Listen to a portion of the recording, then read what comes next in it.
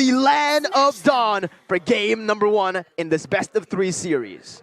Aura Fire's composition is set on a lot of factors, right? They need to be able to utilize the crossbow attack coming in from Kabuki when it comes down to it.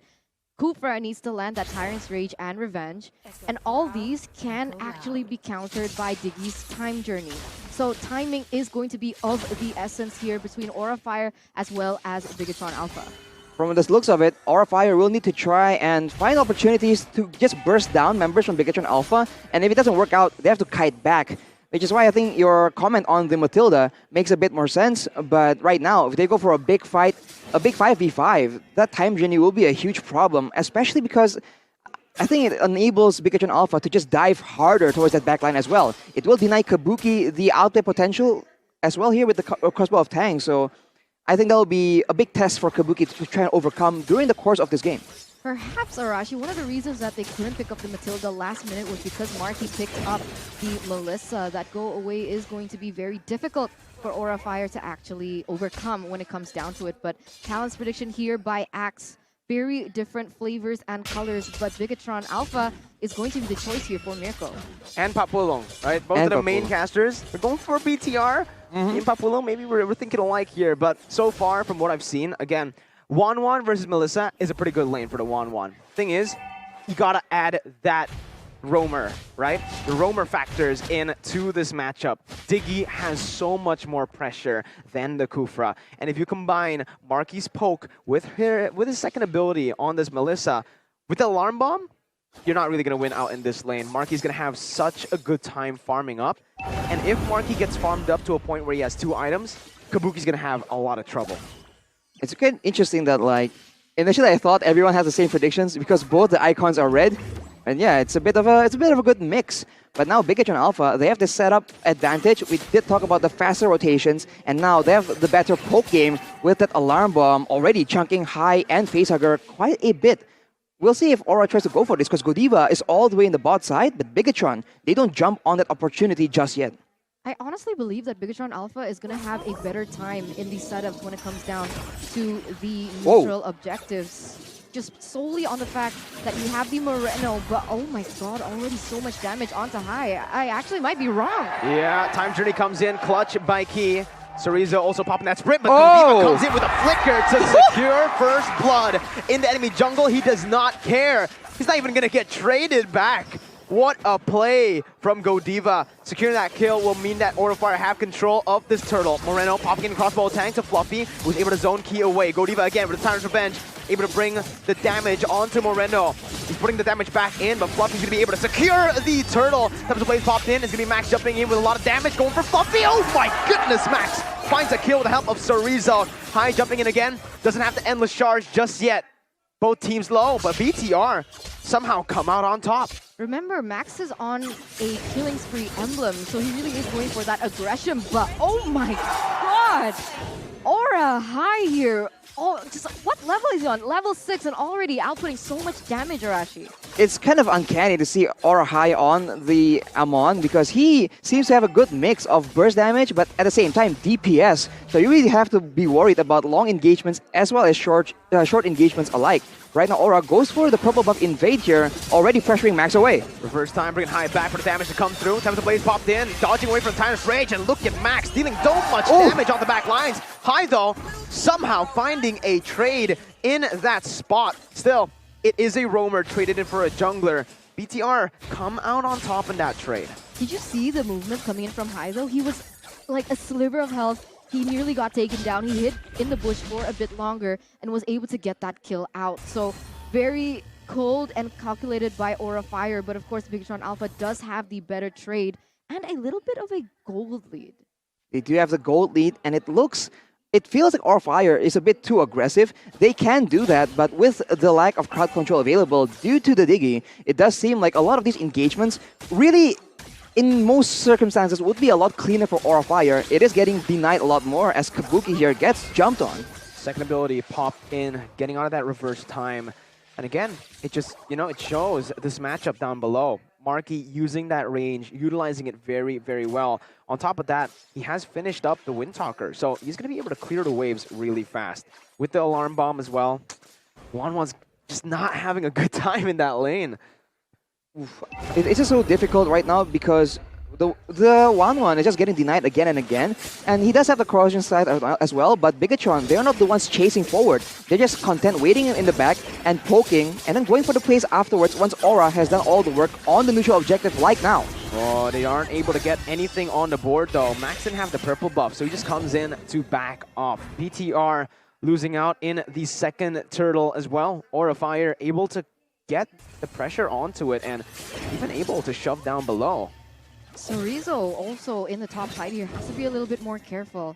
When he went in for the team fight for the turtle, he didn't clear the lanes first. So Fluffy was actually able to have half damage onto that turret. And if that continues to progress, Aura Fire is going to have a very great time realizing that Fluffy likes to go in for those engages. And if he's able to clear out first, that just might be a disaster.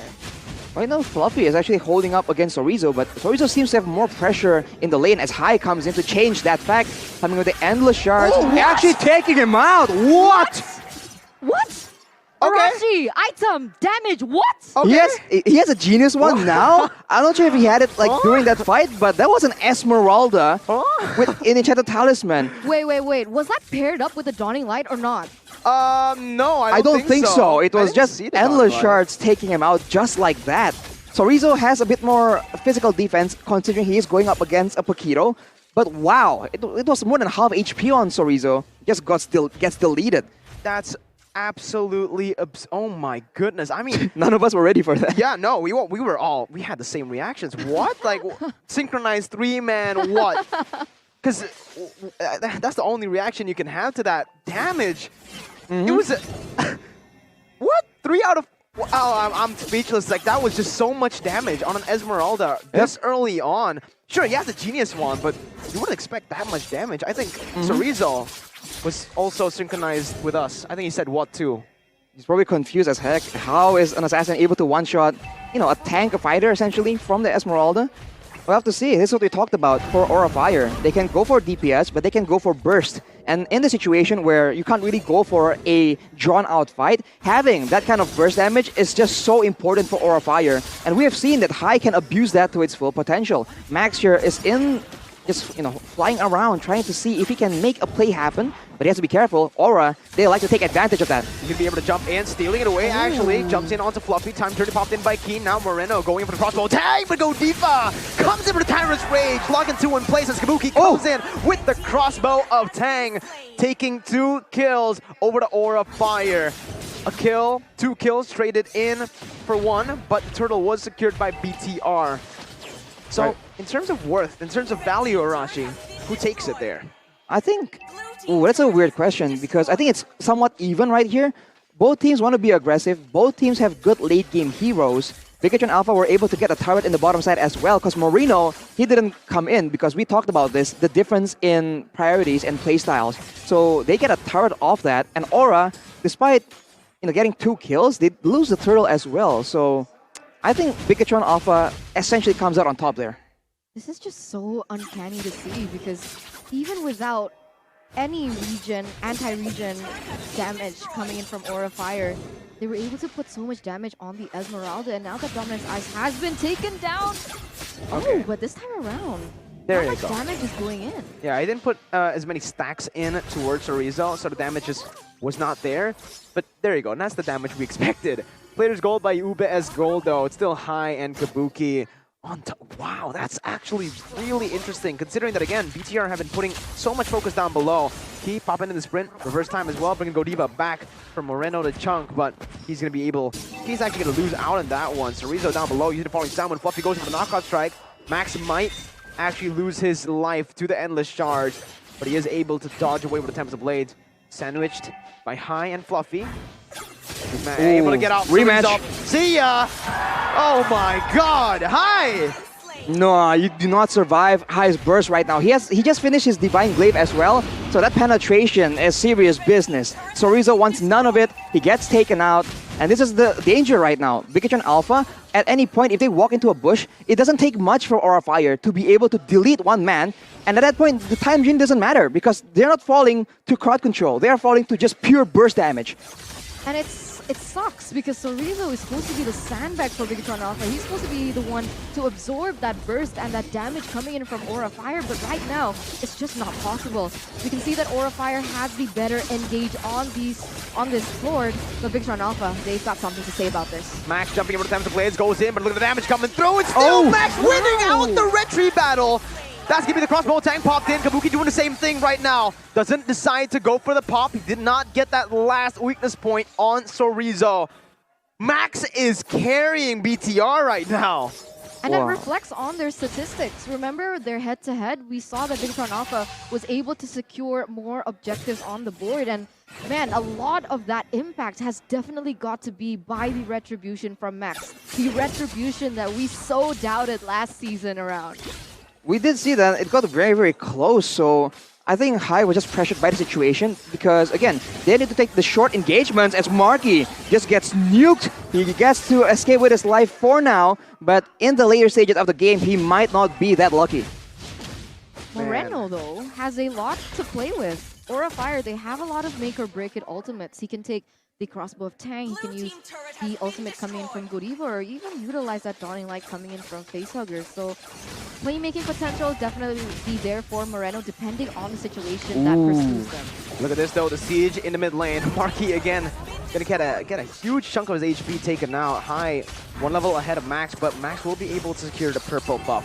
Now BTR slowly but surely actually taking back map control, and yeah, they've equalized in terms of the turret gold. I mean, the turret takes.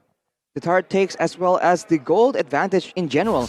Down to 800 damage. Hai now walks into the bush, gets surprised, but ooh, it seems like both teams do not want to aggress right now.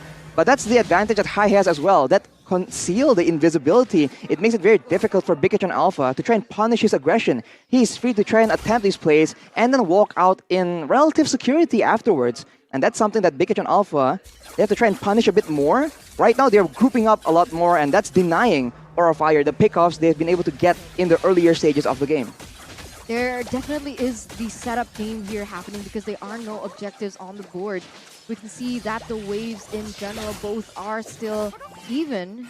With 50 seconds left on the Lord, whoever is going to be able to get that better setup is going to win it out. But I gotta say, Aura Fire should not be the one to initiate it unless they want to bait out that time journey only. Yeah, that time journey is the weapon that BIGETRON Alpha can use to actually win out in these team fights.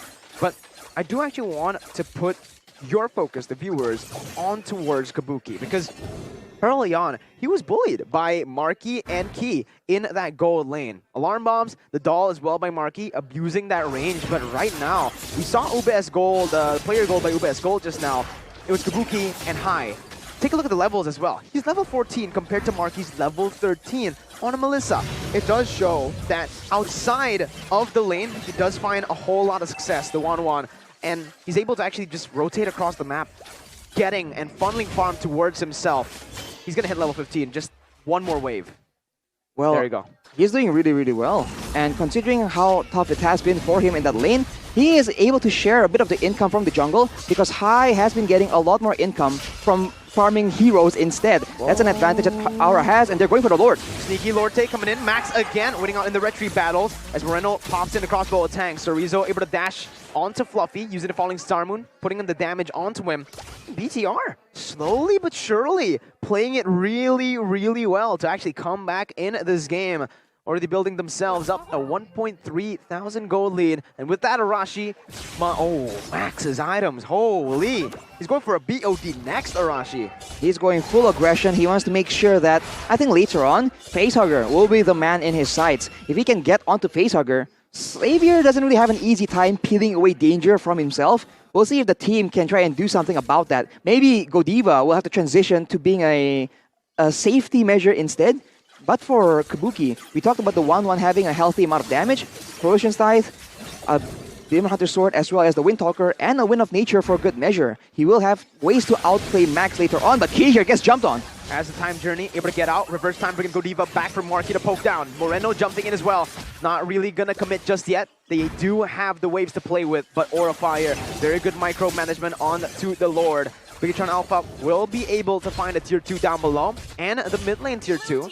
No, they don't. They don't go for the mid lane tier 2. So, in terms of value, not that massive for an enhanced Lord. Still, Aura Fire, good defense. Still a 2,000 group lead as well from the side of BIGETRON Alpha, and you can see a respect item from Kabuki as well. He's actually opted to take the Athena shield. So, what is he afraid of here, Arashi? Well, Moreno has a lot of options to try and dive on him. And if he gets the Dawning Light, perhaps, that's a big utility tool. Later on in the game, the damage coming in from Key on the alarm bombs as well. There are several sources of magical damage on the side of BIGETRON, so I think it's just a good safety measure. He needs to be healthy in these fights. Otherwise, Max, right, he can just take him out really, really fast. I think it's a great decision from the side of Kabuki. Let's see. Well, coming into the 15th minute of the game, about to enter the 16th minute, Facehugger is going to be scaled up pretty well, right?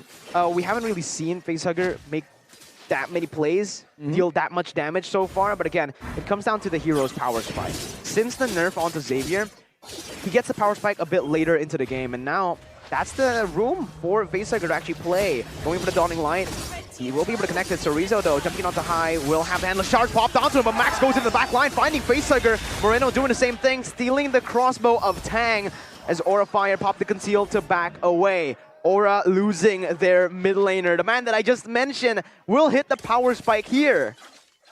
That is a danger when you have a backline member against a team with an assassin. Max is playing absolutely stellar right now, and Facehugger, he needs to respect the possibility that he'll just get jumped on.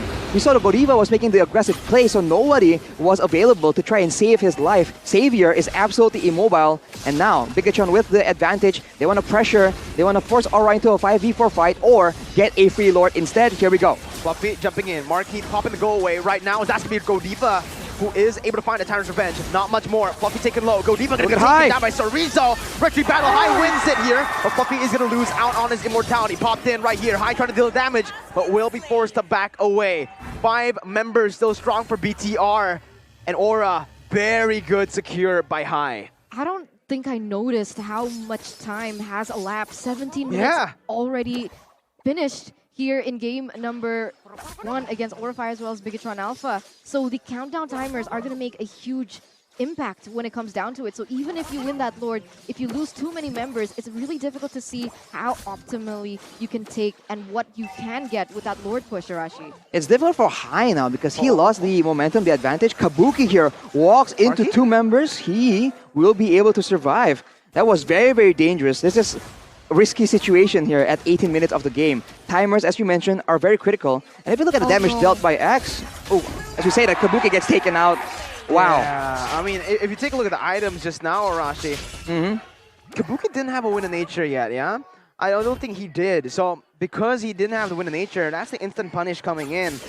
Oh, he does have the Win of Nature. That was just Max. I guess Kabuki did not expect that damage. Is it on cooldown? I don't think so. What is he doing face checking anyway? He shouldn't be doing that. Checking. Again, right? That's just, we've seen this kind of the kind of plays we've seen from Kabuki on those fighter type of heroes are those crazy openings. Key though, give a bait in for Moreno. Crossbow tank popped in, go away as well. Fluffy gonna be pinned down. Max jumps into the back lines. We're the top of the blades. Facer gonna get taken down. Double kill picked up by Max. Max and Max. Moreno jumping in onto Godiva. It's a wipeout for BTR. Presented to you by Head and Shoulders. Kabuki, the only man left standing, 1v5. Ziggy doesn't have the time journey. Kabuki goes in for the crossbow of Tang right now onto Mark. He has it, but BTR, they stay focused onto the base. A massive upset, 1-0 BTR. Wow, BIGETRON. How? That was really well done by BIGETRON. A very, very great game. They were able to utilize their composition to its utmost potential. And I gotta say, a lot of mistakes from the side of Aura Fire. I mean, what was Kabuki doing, checking out the face checking the bush, realizing he's one of the core members, and the fact that BIGETRON Alpha had the Diggy to counter the momentum that Aura Fire could